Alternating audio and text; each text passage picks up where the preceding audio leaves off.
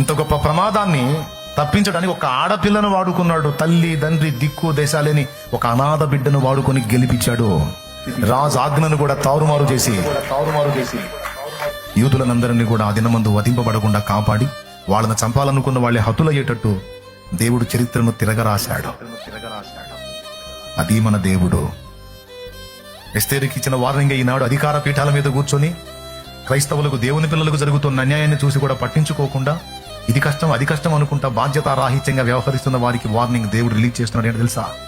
ఈ సమయం ముందు నీ బాధ్యత నీవు నెరవేర్చకుండా నీకు ఇచ్చిన స్థానాన్ని నీ భోగానికి, నీ సుఖానికి, నీ ఆనందానికి, నీ కుటుంబ సంక్షేమానికి మాత్రమే, బ్రతకడానికి మాత్రమే వినియోగించుకొని బ్రతుకుతున్న ఓ అధికారి, నువ్వు ఎవరివైనా సరే దేవుని పిల్లల్ని ఆదుకోవలసిన సమయంలో నువ్వు ఆదుకోకుండా దొంగదాగులు దాగితే, దద్దమలాగా ప్రవర్తిస్తే దేవుని పిల్లలకు దిక్కు లేదనుకొద్దు.